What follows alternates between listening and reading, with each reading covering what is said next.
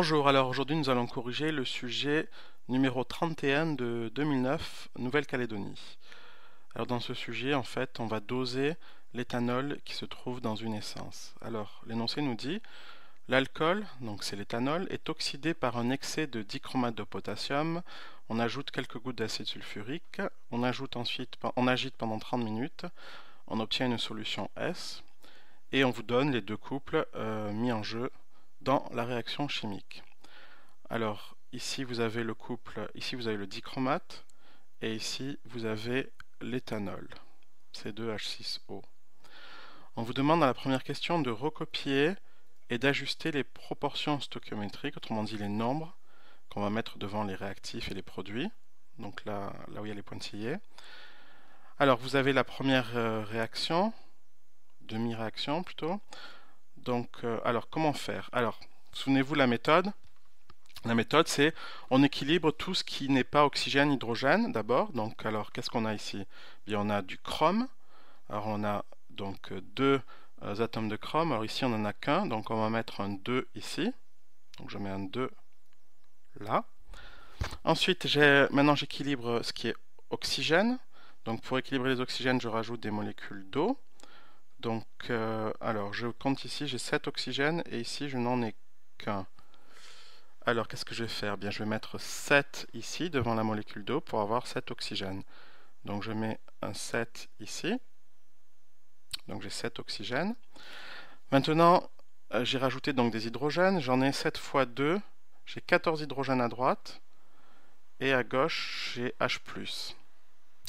Donc, il faut que j'en mette 14 ici pour avoir mes 14 hydrogènes. Alors, voilà, tous les atomes sont équilibrés. Maintenant, qu'est-ce que je dois équilibrer? Bien, les charges électriques. Alors, je compte. Alors, ici, j'ai 2 charges moins, 14 charges plus. Donc, ça fait 14 et 2 moins, ça fait donc 12 plus. Et à droite, j'ai 2 fois 3. 2 fois 3, 6 plus. Donc, j'ai 12 plus à gauche, 6 plus à droite. Donc, je dois mettre 6 moins ici. Effectivement, 12 plus et 6 moins, ça fait bien 6 plus qui sont à droite. Donc c'est équilibré. Alors je fais la même chose pour la deuxième équation électronique, hein. Donc avec ici donc cette molécule qu'on appelle l'acide éthanoïque, et ici on a l'éthanol. Alors, donc l'acide éthanoïque, j'ai 2 carbones ici, 2 carbones là, donc tout va très bien. Ensuite je regarde les oxygènes, j'en ai 2 ici, et là, manque de peau, je n'en ai qu'un. Donc qu'est-ce que je fais? Bien, je rajoute une molécule d'eau ici pour avoir un autre oxygène, cet oxygène qui est là. Donc cette fois j'ai 2 oxygènes à gauche et 1 et 2 oxygènes à droite. Donc les oxygènes sont équilibrés. Je m'occupe maintenant des hydrogènes. Alors combien j'en ai ici?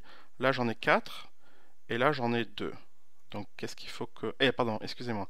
Là j'en ai 4, là j'en ai 6 et 2, 8. Donc 4 à gauche, 8 à droite. Il faut que j'en rajoute donc 4 à gauche, sous la forme d'ion H+. Alors maintenant j'équilibre les charges, donc je regarde que j'ai 4 charges plus à gauche et 0 charge à droite. Donc il faut que je me débarrasse des 4 plus, je rajoute 4 moins. 4 plus et 4 moins font donc 0 charge, et j'ai bien 0 charge à droite. Voilà, donc mes demi-équations électroniques sont équilibrées. Alors attention, elles ne sont pas forcément données ici dans le bon ordre, hein. La question numéro 2, on vous demande d'en déduire l'équation bilan de la réaction.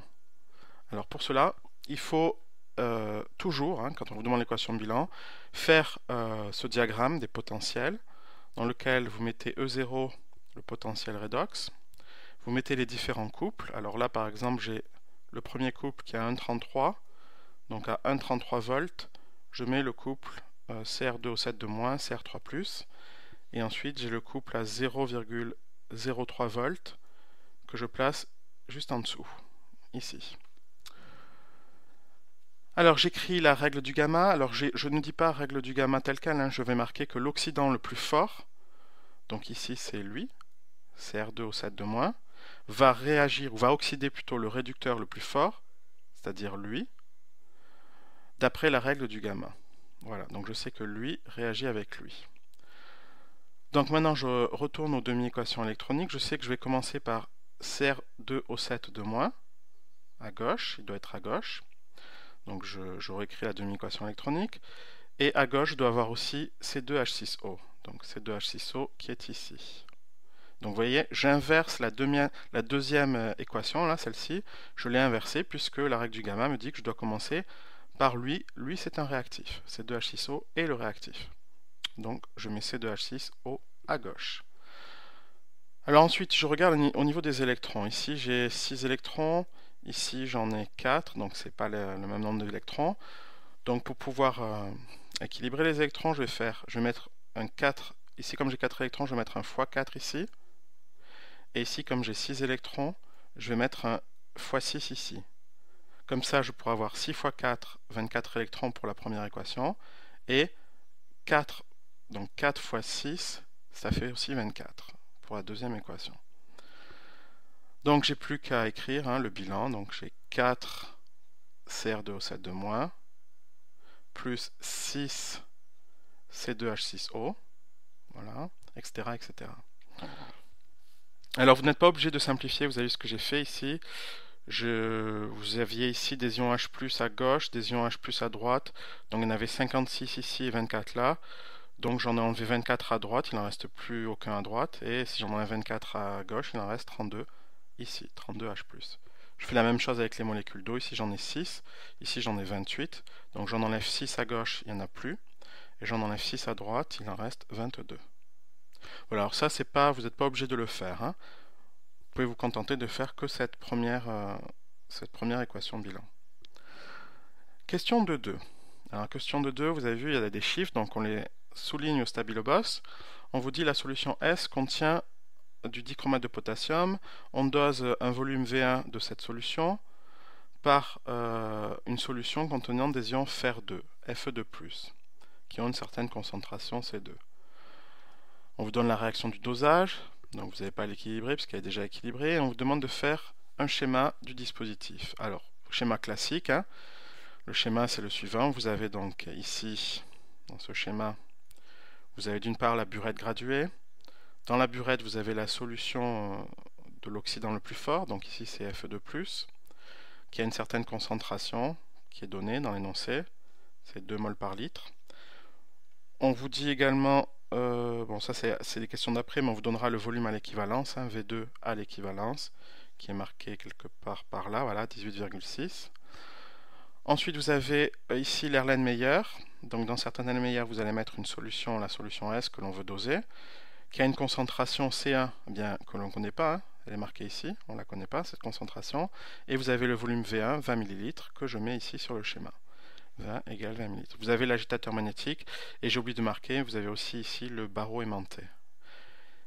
Alors évidemment, tout ce dispositif ne tient pas tout seul, il faut une pince et une noix et un statif pour que tout tienne, mais je ne l'ai pas mis, c'est pas tout à fait obligatoire. Alors ensuite, donc le schéma est fait, on vous demande ensuite, donc on vous dit qu'il faut verser un volume à l'équivalence, V2E de 18,6 ml, blablabla. Ensuite, établir la relation qu'il y a à l'équivalence, la fameuse relation à l'équivalence, qui va lier les concentrations C1, C2, V1, V2 équivalence des réactifs du dosage. Alors, cette relation, elle est archi-classique. Comment est-ce qu'on fait? Alors, on fait un petit tableau de proportionnalité dans lequel on met ici les réactifs. Ici, on va mettre les nombres de moles, N1 et N2. Alors, c'est le nombre de moles qu'on a versé à l'équivalence. Hein. Et enfin, ici, les coefficients stoichiométriques de la réaction, qui sont 1 et 6, puisque vous avez ici un 1 et vous avez ici un 6 pour le faire. Alors, vous marquez la petite phrase qu'il faut marquer. Donc, à l'équivalence, les réactifs ont été mélangés ou introduits dans les proportions stoichiométriques. Il faut absolument la marquer, cette phrase. Pour pouvoir justifier le calcul qui vient juste après, c'est-à-dire ainsi, N1 sur 1, donc N1 c'est lui, 1 c'est lui, égale N2 sur 6, N2 c'est lui et 6 c'est lui. Donc vous avez une relation de proportionnalité puisque vous avez des proportions stoichiométriques. Alors ensuite, donc c'est très bien, j'ai une relation entre N1 et N2, mais je sais très bien que un nombre de moles, N, ça s'écrit comme le produit de C fois V, concentration fois volume. Alors je remplace N1 donc par C1 fois V1 et je remplace N2 par C2 fois V2 équivalent. Donc je me retrouve avec cette relation ici, C1 sur V1, C1 fois V1 égale C2 V2E sur 6. Voilà la relation à l'équivalence. La question numéro 3 vous demande de calculer la concentration molaire en dichromates de potassium, c'est-à-dire en fait la concentration inconnue C1. Alors C1, c'est juste une application numérique de la formule qui est marquée juste là. Donc pour trouver C1, comment je fais? Vous voyez là, j'ai multiplié par V1. Donc si je divise par V1, le V1 va disparaître. Et je vais me retrouver avec juste C1 à gauche. Donc C1 égale tout ce qui est à droite divisé par V1. Donc je divise ici, vous avez vu, par V1. Donc je fais l'application numérique. En n'oubliant pas que le volume doit être converti en litres. Donc c'est pour ça qu'il y a un 10-3 ici et un 10-3 là. Et je me trouve donc une concentration de 0,31 mol par litre pour C1. Alors ensuite,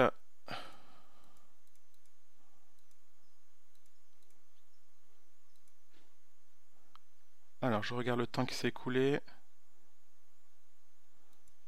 Voilà. Alors je vais aller assez vite. On vous dit dans les conditions du dosage, blablabla. On a petit n, c'est le nombre de moles d'alcool qui est égal à cette formule. Donc on vous demande de calculer en appliquant cette formule. Vérifier que le nombre de moles d'alcool est de 0,80 mol. Il n'y a qu'à remplacer, C1 étant connu maintenant. On remplace, c'est juste une application numérique toute bête. Donc je remplace dans la formule qui m'est donnée C1 par la valeur de 0,31. Et je trouve 0,80 mol. Ensuite, on vous demande de calculer la masse d'alcool correspondante. Alors, vous voyez, vous avez des moles et on vous demande une masse. Donc, il faut passer des moles à des grammes. Comment on fait ça? La méthode, c'est très simple, c'est qu'on utilise la formule de la masse molaire. Donc, c'est marqué ici. Une masse, c'est quoi? C'est un nombre de moles fois une masse molaire. Formule à connaître, ou à retrouver. Alors, il faut calculer donc la masse molaire de l'alcool, l'éthanol. Donc, c'est C2H6O, donc il y a 2 carbones. Donc le carbone, on vous dit, alors tout à la fin vous avez les données, on vous dit que le carbone pèse 12, l'oxygène 16 et l'hydrogène 1. Donc si vous faites vos calculs, vous additionnez tout ça et vous trouvez une masse molaire de 46 grammes par mol. Maintenant pour calculer la masse d'alcool, vous faites le produit, j'ai dit, de le nombre de moles fois la masse molaire. Alors le nombre de moles, vous l'avez calculé juste avant, c'est 0,80, et la masse molaire, vous l'avez aussi calculé, c'est 46, donc vous trouvez 36,8 grammes. Donc je répète, cette formule qui est marquée ici dans la méthode est à connaître par cœur. Une masse, c'est en fait une masse molaire, grand M, fois un nombre de moles. Alors vous le retrouvez facilement également avec les unités. Vous avez ici des moles, si vous multipliez par des grammes par mol, qu'est-ce qui vous reste? Les moles s'en vont, il reste des grammes. Autrement dit, une masse. Donc vous pouvez vous en sortir, ne pas mémoriser la formule, mais le retrouver uniquement grâce aux unités. Les unités vont vous sauver la vie le jour du bac, croyez-moi. Alors ensuite, on vous demande ici la valeur V du volume d'alcool. Alors encore une fois, soit vous connaissez la formule qui permet de calculer un volume connaissant une masse, donc c'est la formule qui est marquée ici. Donc j'ai appelé ça ρ. Ρ c'est la masse volumique, M c'est la masse, V c'est le volume. Alors la masse volumique elle est donnée tout à fait en bas de l'énoncé, on vous dit 790 kg par mètre cube. Donc si vous voulez calculer un volume, vous inversez la formule, vous dites le volume c'est une masse sur une masse volumique. Donc le volume c'est une masse sur une masse volumique. Donc la masse vous l'avez calculée juste avant, c'est 36,8, la masse volumique elle est donnée. Alors attention, si la masse je l'ai mise en grammes, il faut que la masse volumique elle soit aussi en grammes par mètre cube. Comme ça les grammes se simplifient. Qu'est-ce qui reste? Il restera des mètres cubes. Donc ça fait 4,7 10-5 mètres cubes. Je convertis les mètres cubes en litres, parce que j'aime bien les litres, et je sais 1 mètre cube c'est 1000 litres. Donc si vous multipliez ce nombre par 1000, vous trouvez 4,7 10-2 litres. Alors est-ce que j'ai le temps? Voilà. Ensuite on vous demande le pourcentage d'alcool en essence. Alors pour faire un pourcentage, il suffit juste de faire un rapport. Donc ici j'ai le volume d'alcool sur le volume d'essence, donc 1 litre, et vous trouvez donc 4,7%. Donc cette essence est conforme à la législation puisque 4,7% est inférieur à 5%.